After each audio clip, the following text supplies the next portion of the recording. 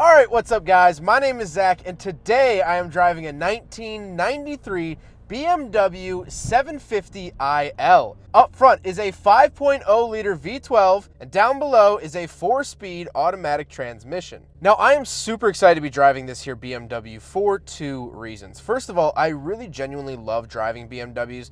I think they drive like nothing else on the road. They have this sort of presence and I've always grown up just loving them and sort of lusting after them.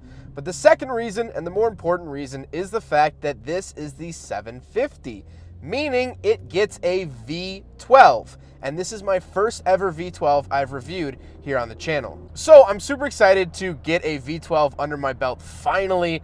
It's just, as a car enthusiast, it's one of the coolest things you could do is check boxes off your list, and today we're doing a V12. So a couple of thank yous to the people who made this video possible. First of all, we have Cash for Cars. Cash for Cars wants to buy your car. Whether it's running, non-running, has a good title, salvage title, whatever it is, you can get a free quote from Cash for Cars and they will pick up your vehicle in less than 24 hours. Our next sponsor is Fixed. Fixed is a Bluetooth OBD2 sensor that plugs directly into your car and pairs to your smartphone. The app allows you to monitor your vehicle's health. It gives you a forecast of issues that might come up and helps you schedule maintenance and find new parts. Our final sponsor is Conplates. Conplates is a suction cup license plate mount for the front of your vehicle if you don't want to drill one into your bumper. All three of our fantastic sponsors can be found in the description below, as well as videos explaining them further if you'd like more information, but let's get on with the review. So let's get back to that V12. It makes just below 300 horsepower, which honestly by modern standards isn't all that much.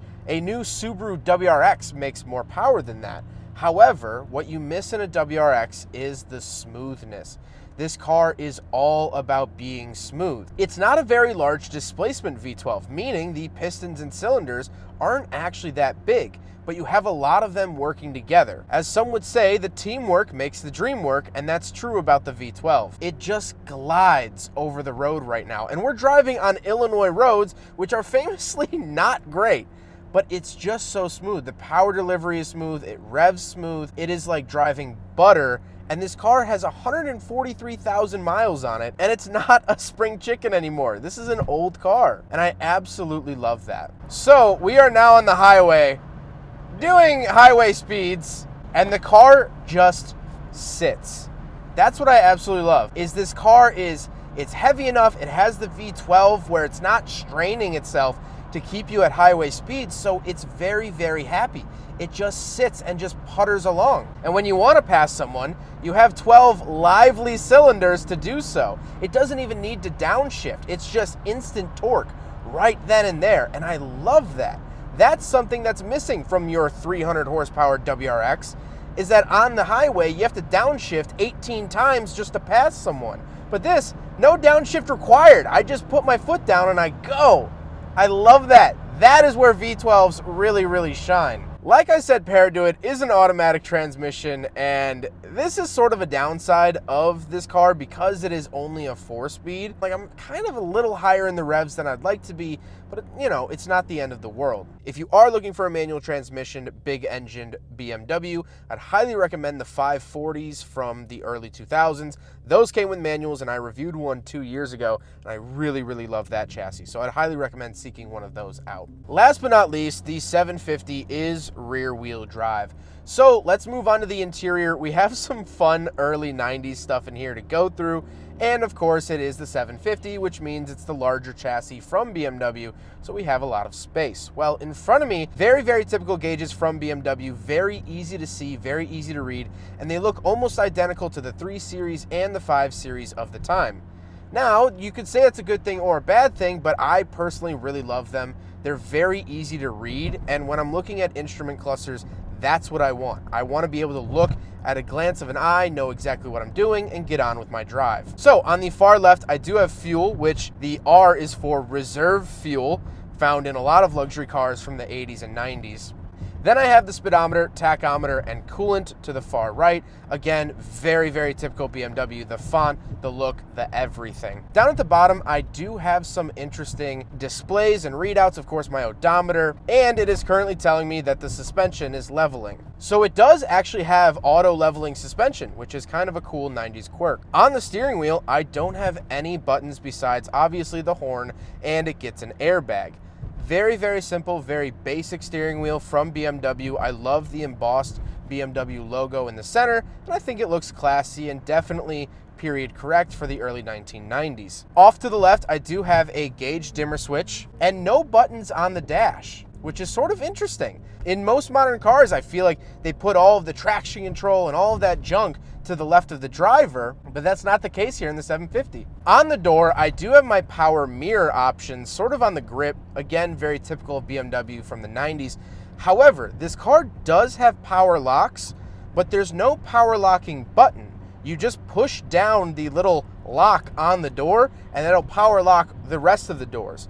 So very, very primitive power locks, which is very interesting to see, especially in a big luxury car like this. Moving into the center, we do have two climate control vents. We do not have the giant climate control vent from the E36 3 Series of the era.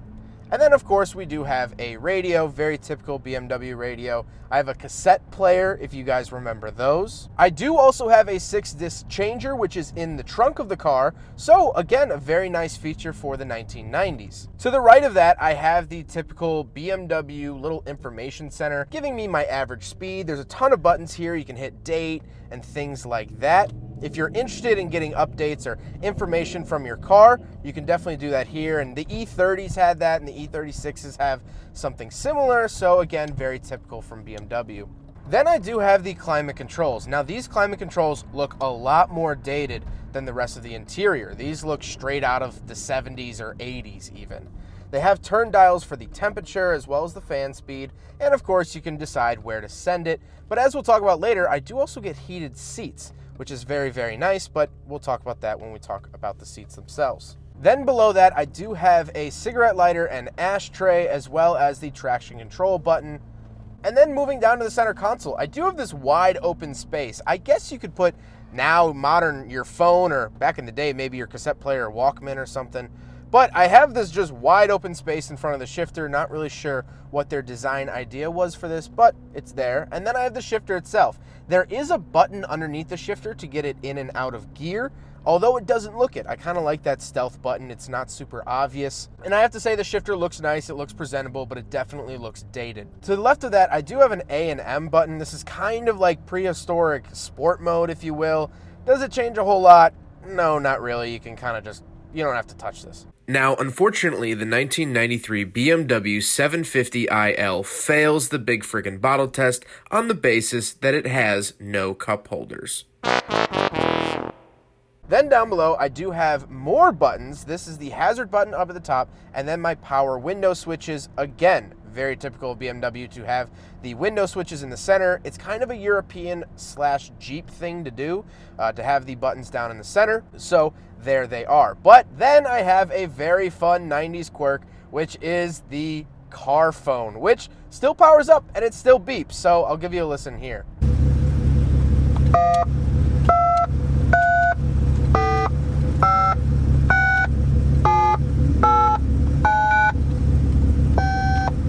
Now talking about the seats are very comfortable. They are big guy friendly, which I always look for. And like I said, they're power and they are heated, which is very, very nice. Sort of standard features for 90s luxury cars, but it's cool to see them still working to this day. And back in the 90s, they weren't as common. You know, now you can get a Mazda 3 with heated seats, but back in the day, not every car came with that option. But speaking of seats, we do have back seats, so let's go do a back seat review. So we're in the back of the 1993 BMW 750iL.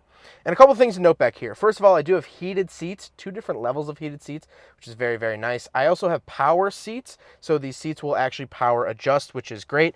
I have these awesome sunshades that actually come out of the windows, little tiny one back here, as well as I have a power rear sunshade that will power up behind me. I do get a center console here, a little bit of storage, and actually sitting back here, the L in the 750iL name means long wheelbase. So I'm sitting here and I have probably about 3, 4, maybe even 5 inches between my knees and the seat in front of me. And of course, this is a 90s car, so the headliner's sagging a little bit.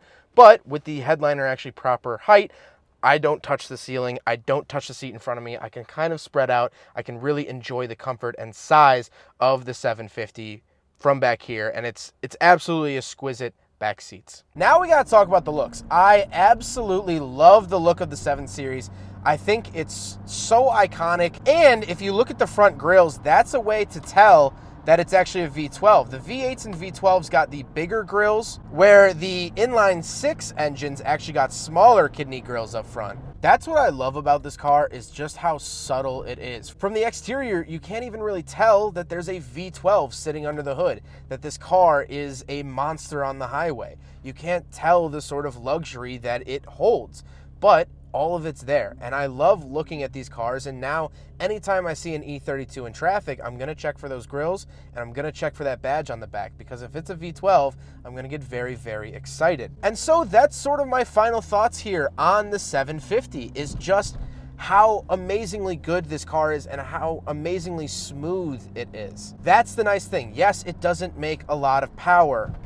Like I keep saying, most modern cars blow it out of the water in terms of horsepower numbers, but something that modern cars are missing is that refinement, that smoothness, that easy transition of power, where modern cars are a lot more brash. They're a lot more in your face. They want you to feel that they have a turbo. This doesn't even have turbos. This doesn't have to do any trickery. It just has the 12 cylinders and it just floats. It just goes and goes and goes, and it's going to keep going until it eventually won't go anymore. That's the amazing thing about this car, and that's why these cars are so special. There's something different. You don't get that feeling in a lot of modern cars, and you don't get that feeling with a small number of cylinders. You have to have a dozen. Huge thank you to Dominic for letting me take out this car. You can actually see the full backstory of this car on a VinWiki video I will leave in the description below. For more info on Dominic, he has a YouTube channel and a band as well that can all be found in the description below. Please go check that stuff out. He's absolutely awesome with letting me review the 750. I'm so glad I've finally been able to have a V12 experience, and quite the exquisite one at that. So I hope you guys enjoyed the video. Don't forget to rate the video, comment on the video, and subscribe if you really liked it. Take care, guys.